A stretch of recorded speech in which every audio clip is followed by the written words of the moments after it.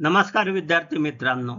Vidya Bharati Pune YouTube channel 7 प्रकाश वाघ hyphen YouTube यामध्ये आपले सहर्ष स्वागत करीत आहे.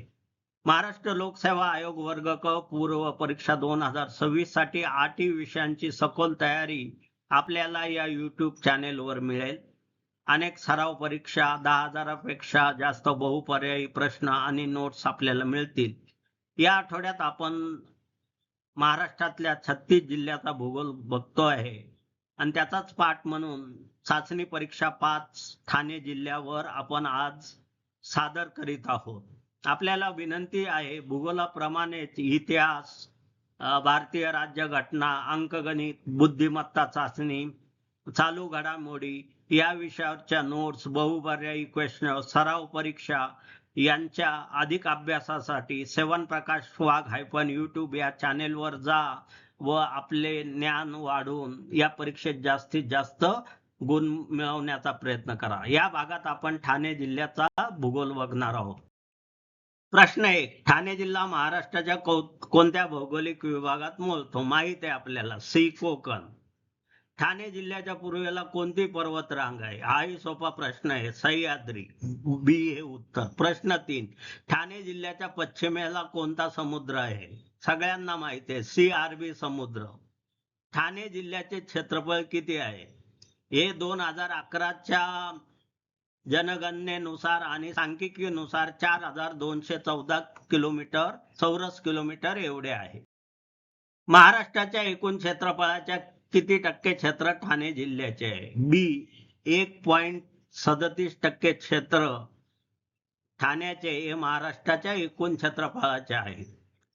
प्रश्न 6. ठाणे जिल्ह्यात सध्या किती तालुके आहेत? ठाणे जिल्ह्यात सध्या 7 तालुके आहेत. प्रश्न 7. खालीलपैकी कोणता तालुका ठाणे जिल्ह्यातील नाही? आता शहापूर, मुरबाड, भिवंडी, वाडा यापैकी डी वाडा हा पालघर मध्ये आहे, म्हणून डी हे योग्य उत्तर आहे. खालीलपैकी ठाणे जिल्ह्यातील तालुक्यांची योग्य यादी कोणती? ठाणे, कल्याण, मुरबाड, भिवंडी, शहापूर, अंबरनाथ, उल्हासनगर. ठाणे, पालघर, वसई, डहाणू हे चुकीचं आहे. ठाणे, वाडा, विक्रमगड हे चुकीचं आहे. ठाणे, नाशिक हे चुकीचं आहे, म्हणजे हे बरोबर उत्तर आहे. ठाणे, कल्याण, मुरबाड, भिवंडी, शहापूर, अंबरनाथ आणि उल्हासनगर. ठाणे जिल्ह्यातील क्षेत्रफळाच्या दृष्टीने सर्वात मोठा तालुका कोणता आहे? तर क्षेत्रफळाच्या दृष्टीने, लोकसंख्येच्या नाही, तर तो आहे शहापूर. शहापूर 1629 चौरस किलोमीटर आहे. ठाणे जिल्ह्यातील क्षेत्रफळाच्या दृष्टीने सर्वात लहान तालुका कोणता आहे? तर तो आहे उल्हासनगर.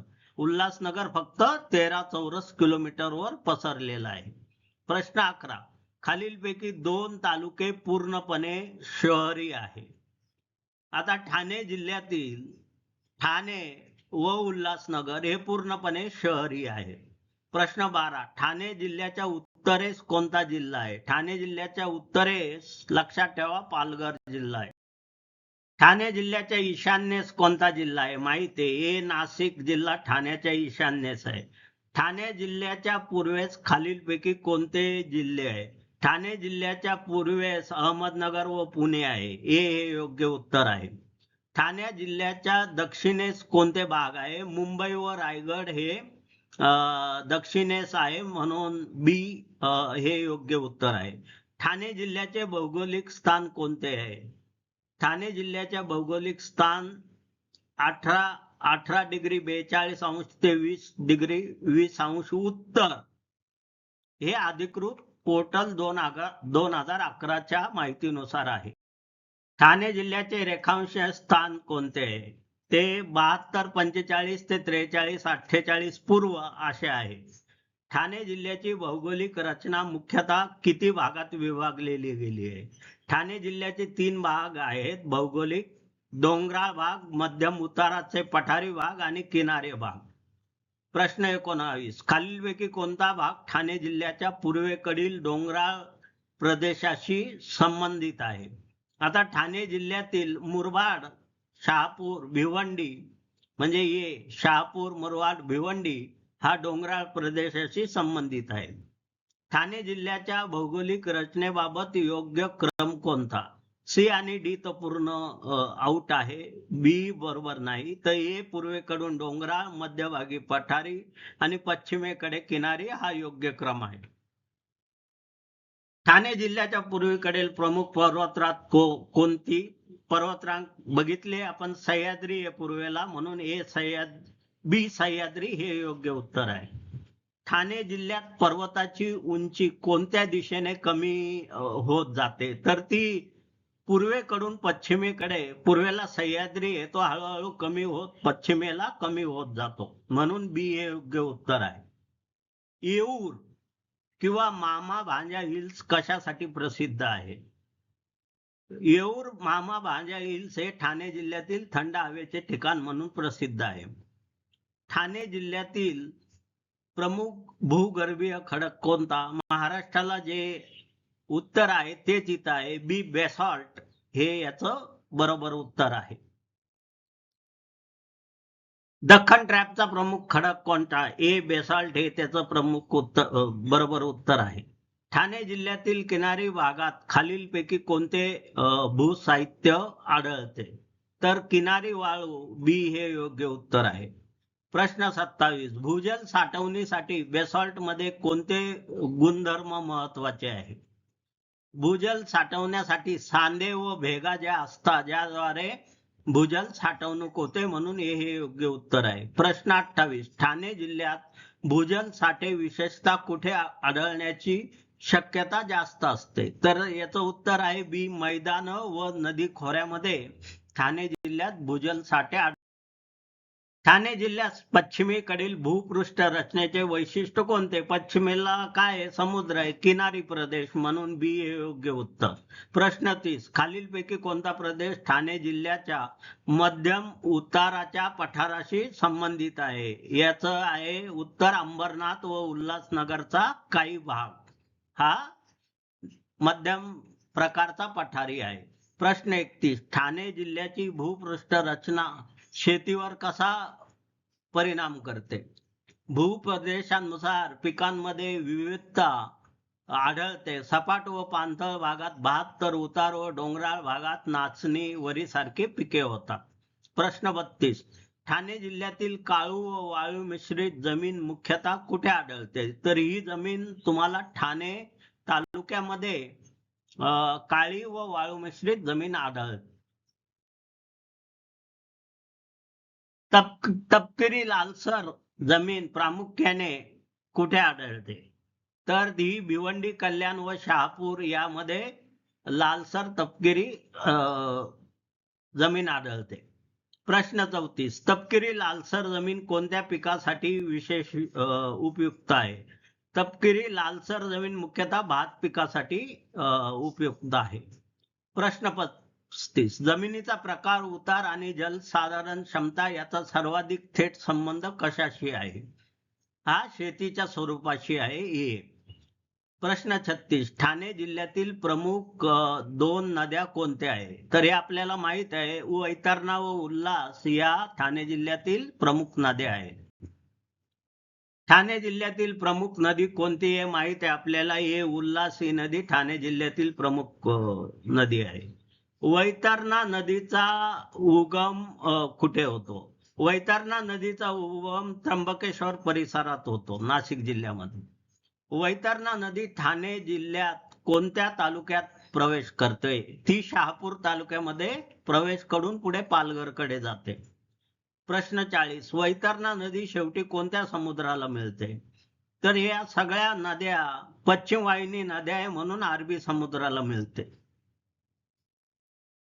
खालीलपैकी वैतरणेची उपनदी कोणती आहे? हे आपण बघितलेलं आहे. पिंजाळ ही वैतरणेची उपनदी आहे.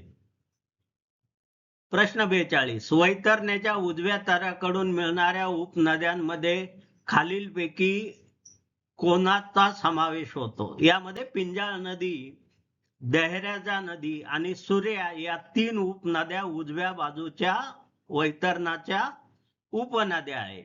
पिंजाळ, दहराजा आणि सूर्या. वैतरणाच्या डाव्या बाजूची प्रमुख नदी कोणती आहे? तर ती आहे तानसा. डाव्या बाजूला तानसा वैतरणेला मिळते. तानसा नदीचा उगम कोणत्या घाटात होतो? तानसा नदीचा उगम शहापूरच्या घाट माथ्यामध्ये होतो. उल्हास नदीचा उगम कुठे होतो? हेही माहिती आहे. बी भोर घाटमाथ्यामध्ये उल्हास नदीचा उगम होतो. बारवी नदीचा उगम कोणत्या तालुक्याच्या घाटमाथ्यात होतो? बारवी नदीचा उगम मुरबाडच्या घाटमाथ्यात होतो. बारवी नदी पुढे कोणत्या नदीला मिळते? बारवी नदी पुढे जाऊन उल्हास नदीला मिळते. प्रश्न 18. भातसा नदीचा उगम कोणत्या तालुक्यातील घाटमाथ्यात होतो? भातसा नदीचा उगम शहापूरच्या घाटमाथ्यामध्ये होतो. भातसा नदी पुढे कोणत्या नदीला मिळते? भातसा नदी पुढे उल्हास नदीला मिळते. हे मगाशीच बघितलेलं आहे आपण. भातसा नदीची प्रमुख उपनदी कोणती आहे? भातसा नदीची काळू ही प्रमुख उपनदी आहे. प्रश्न 51. ठाणे जिल्ह्यातील नद्या मुख्यतः कोणत्या दिशेने वाहतात? त्या सगळ्या पश्चिमेकडे वाहतात. प्रश्न 52. उल्हास नदी कोणत्या खाडी मार्गे समुद्राला मिळते? उल्हास नदी वसईच्या खाडी मार्गे समुद्राला मिळते. ठाणे जिल्ह्यात एकूण किती पाणलोट क्षेत्र आहे गव्हर्नमेंट सर्वेनुसार? तर ते 16 आहे. 16 पाणलोट क्षेत्रे आहे ठाणे जिल्ह्यामध्ये. प्रश्न 54. ठाणे जिल्ह्यातील जलप्रणालीचे योग्य वर्णन कोणते? याचं उत्तर आहे बी. पश्चिम वाहिनी नद्या व अरबी समुद्राशी संबंध. प्रश्न 55. ठाणे जिल्ह्याच्या नदी प्रणालीत सह्याद्रीचे महत्व काय? ठाणे जिल्ह्यातील नदी प्रणालीत उगमासाठी सह्याद्री महत्वाचा मानला जातो. उल्हास, भातसा, वारणा, बारवी, वैतरणा इत्यादी नदी प्रणालीसाठी सह्याद्री महत्वाचा आहे. प्रश्न 56. ठाणे जिल्ह्याचे हवामान सामान्यतः कसे आहे? सम किनारी भागात उष्ण व दमट. बी हे याचे योग्य उत्तर आहे. ठाणे जिल्ह्यातील पावसाचा प्रमुख स्रोत कोणता? इतर महाराष्ट्राप्रमाणे बी. नैऋत्य मोसमी वाऱ्यांपासून पाऊस पडतो जून ते सप्टेंबर दरम्यान. प्रश्न 58. ठाणे जिल्ह्याचा समावेश महाराष्ट्राच्या कोणत्या पर्जन्य प्रदेशात होतो? अतिपर्जन्य कोकण प्रदेशामध्ये. बी हे योग्य उत्तर आहे. ठाणे जिल्ह्यातील सर्वसाधारण पावसाळी महिने कोणते? जून ते सप्टेंबर. बी हे योग्य उत्तर आहे. जीएसए डेच्या सध्याच्या माहितीनुसार ठाणे जिल्ह्याचे सरासरी वार्षिक पर्जन्यमान किती आहे? तर ते 2516 mm एवढे आहे. प्रश्न 61. 2015 मध्ये जिल्हा प्रशासनाच्या जुन्या आकडेवारीनुसार सर्वाधिक पाऊस कोणत्या तालुक्यात पडला होता? 2015 नुसार शहापूर तालुक्यामध्ये 2032 mm पाऊस पडला होता. 2015 मध्ये जिल्हा प्रशासनाच्या आकडेवारीनुसार सर्वात कमी पाऊस भिवंडी येथे पडलेला होता. 63. समुद्र किनाऱ्याजवळील ठाणे तालुक्याचे हवामान कसे असते? तर हे उष्ण असे हवामान असते. 64. पूर्वेकडील सह्याद्रीच्या पायथ्याजवळ हवामान किनाऱ्यापेक्षा कसे असते? ते तुलनेने कमी उष्ण असते. 65. जानेवारी फेब्रुवारी ठाणे जिल्ह्यात साधारणतः कसे महिने असतात? तुलनेने थंड. हे योग्य उत्तर आहे. सह्याद्रीच्या पश्चिम उत्तरावर पर्जन्यमान वाढण्याचे प्रमुख कारण कोणते? हे आपण बघितलं आहे. नैऋत्य मोसमी वारे अडवले जातात आणि ओरोग्राफिक प्रभाव पडतो म्हणून हे योग्य उत्तर आहे. ठाणे जिल्ह्यातील समुद्राचा हवामानावर कोणता परिणाम होतो? हवामान उष्ण व दमट राहते म्हणून बी हा योग्य पर्याय आहे. प्रश्न 68. ठाणे जिल्ह्यातील पर्जन्याचा शेतीवर सर्वाधिक परिणाम कोणत्या पिकावर होतो? जास्त पावसामुळे शेती होते म्हणून भात हे योग्य उत्तर आहे. ठाणे जिल्ह्यातील पूर्वेकडील उंच प्रदेश व पश्चिमेकडील किनारपट्टी यांच्यातील हवामानातील फरक मुख्यतः कशामुळे होतो? याला कारण आहे उंची व समुद्राचा अभाव. बी हे याचे योग्य उत्तर आहे. प्रश्न 70. खालीलपैकी ठाणे जिल्ह्याच्या हवामानाचे सर्वात योग्य वर्णन कोणते? बी सी डी बरोबर नाही. ए उष्ण दमट किनारी व तुलनेने सौम्य पूर्वेकडील प्रदेश म्हणजे योग्य उत्तर आहे. ठाणे जिल्ह्यातील प्रमुख अन्नधान्य कोणते आहे? तर भात हे ठाणे जिल्ह्यातील प्रमुख अन्नधान्य आहे. प्रश्न 72. ठाणे जिल्ह्याच्या मध्य भागात कोणती शेती विशेषतः आढळते? ठाणे जिल्ह्याच्या मध्य भागात विशेषतः तांदळाची शेती आढळते. पश्चिमेकडील ठाणे जिल्ह्यात कोणत्या कृषी कल्पांना महत्व आहे? याचं उत्तर माहित आहे. पूर्वेकडील भागामध्ये पश्चिमेकडील भागामध्ये फलोत्पादन व भाजीपाला जास्त होतो. प्रश्न 74. डोंगराळ भागातील पारंपरिक पिकांमध्ये कोणाचा समावेश होतो? माहित आहे आपल्याला. ए नाचणी व वरी हे योग्य उत्तर आहे.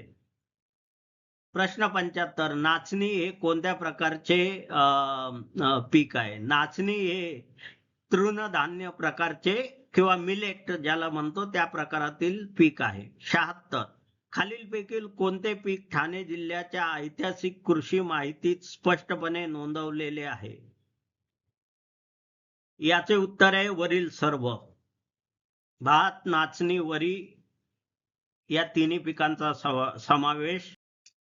प्रश्न 77. ठाणे जिल्ह्यातील भात शेतीसाठी कोणता भौगोलिक घटक सर्वात अनुकूल आहे? ए उच्च पर्जन्यमान. ठाणे जिल्ह्यातील काळी व वाळू मिश्रित जमीन कोणत्या पिकासाठी योग्य आहे? ही भात, भाजीपाला व फळबागासाठी उपयोग आहे. प्रश्न 79. ऐतिहासिक गॅजेटेनुसार ठाणे प्रदेशातील भात शेतीची जमीन कोणत्या दोन प्रकारात विभागली जाते? आता याचं उत्तर आहे ए बांधणी म्हणजे राईस लँडला बांधणी म्हणतात आणि माळखांडी म्हणजे खंडामध्ये विभागली गेलेली म्हणून हे योग्य उत्तर आहे. प्रश्न 80. बांधणी भात जमिनीचे प्रमुख वैशिष्ट्य कोणते? म्हणजे पाणी धरण्यासाठी बांध बांधणे म्हणून हे योग्य उत्तर आहे. भात कापणीनंतर काही भागात ठाणे जिल्ह्यात कोणते पीक घेतले जाते? त्याचे गॅजेट मध्ये नमूद आहे. हरभरा हे योग्य उत्तर आहे ए. प्रश्न 82. ठाणे जिल्ह्यातील शेतीच्या स्वरूपाबाबत योग्य विधान कोणते? बी सी डी चुकीचं आहे. भूप्रदेश व पर्जन्यामुळे शेतीत प्रादेशिक विविधता आहे. हे योग्य उत्तर आहे. प्रश्न 83. ठाणे जिल्ह्याच्या पूर्वेकडील डोंगराळ भागात कोणता नैसर्गिक संसाधन प्रकार सर्वात महत्वाचा आहे? याचं उत्तर आहे वन संपदा. प्रश्न 84. खालीलपैकी कोणते संरक्षित क्षेत्र ठाणे परिसराशी संबंधित आहे? तर यामध्ये तानसा वनजीव अभयारण्य हे ठाणे जिल्ह्याशी संरक्षित क्षेत्र संबंधित आहे. ठाणे जिल्ह्याशी संबंधित आणखी कोणते वन्यजीव क्षेत्र आहे? हे तुंगारेश्वर आपल्याला माहित आहे. प्रश्न 86. संजय गांधी राष्ट्रीय उद्यानाचा ठाणे प्रदेशाच्या पर्यावरण संदर्भात काय संबंध येतो? तर याचे उत्तर आहे तो जवळपासच्या वन्यजीव परिसंस्थेचा भाग आहे. प्रश्न 87. ठाणे वन क्षेत्रात खालीलपैकी कोणता वन प्रकार आढळतो? ठाणे वन क्षेत्रामध्ये खारफुटीचा उल्लेख म्हणजे मॅनग्रोव्ह फॉरेस्टचा उल्लेख स्पष्ट आढळतो. प्रश्न 88. खारफुटी किंवा मॅनग्रोव्ह वनांचे महत्व कोणते? किनारपट्टीचे संरक्षण व जैवविविधता हे याचे योग्य उत्तर आहे. वन क्षेत्राचा जलसंधारणाशी संबंध काय? हा अनेक वेळा आलेला प्रश्न आहे. पाण्याचा अपव्यय आणि मृदा धूप कमी होण्यास मदत होते. हे योग्य उत्तर आहे.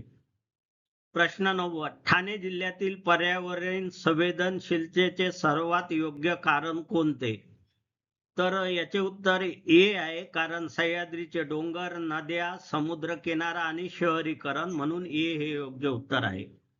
ठाणे जिल्ह्याची औद्योगिक दृष्ट्या कोणती ओळख आहे? तो एक महाराष्ट्रातील प्रगत औद्योगिक आहे म्हणून बी हे योग्य उत्तर आहे. भिवंडी कोणत्या उद्योगासाठी विशेष प्रसिद्ध आहे? कापड उद्योगासाठी भिवंडी प्रसिद्ध आहे. अंबरनाथ कोणत्या औद्योगिक संस्थेसाठी प्रसिद्ध आहे? आपल्याला माहित आहे अंबरनाथला सरकारी आयुध शस्त्र निर्मिती कारखाना आहे, म्हणून ए याचे योग्य उत्तर आहे. प्रश्न 94. ठाणे जिल्ह्यात बांधकामासाठी वाळू उत्खनन कोणत्या परिसरात मोठ्या प्रमाणात केले जाते? तर याचे उत्तर आहे मुंब्रा ठाणे घोडबंदर भागात सगळ्यात जास्त वाळूचे उत्खनन होते. प्रश्न 95. 2011च्या माहितीनुसार ठाणे जिल्ह्यात ग्रामीण व नागरी लोकसंख्येपैकी कोणती संख्या अधिक होती? तर नागरी हे करेक्ट उत्तर आहे. नागरी 69% होते, तर ग्रामीण जवळजवळ 31% होती. 96. 2011च्या जिल्हा प्रशासनाच्या माहितीनुसार ठाणे जिल्ह्याची एकूण लोकसंख्या किती होती? तर 2011च्या जनगणनेनुसार ती 80.70 लाख म्हणजे जवळजवळ 81 लाख एवढी होती. 2011च्या आकडेवारीनुसार ठाणे जिल्ह्याचे लिंग गुणोत्तर किती होते? ते 868 होते. प्रश्न 98. ठाणे जिल्ह्याच्या मानवी भूगोलावर सर्वाधिक प्रभाव टाकणाऱ्या घटकांपैकी एक घटक म्हणजे मुंबई महानगर प्रदेशाची निकटता. प्रश्न 99. भारतातील पहिली प्रवासी रेल्वे 1853 मध्ये कोणत्या मार्गावर धावली? तर ती बी मुंबई ठाणे या मार्गावर धावली. प्रश्न 100. खालीलपैकी ठाणे जिल्ह्याच्या भूगोलाचे सर्वात अचूक वर्णन एकत्रितपणे कसे केलेले आहे? बी बरोबर नाही, सी बरोबर नाही, डी बरोबर नाही. ए सह्याद्री, अरबी समुद्र, पश्चिमी वाहिनी नद्या, उच्च पर्जन्य, भात शेती, औद्योगिकरण, म्हणून ए हे याचे योग्य उत्तर आहे.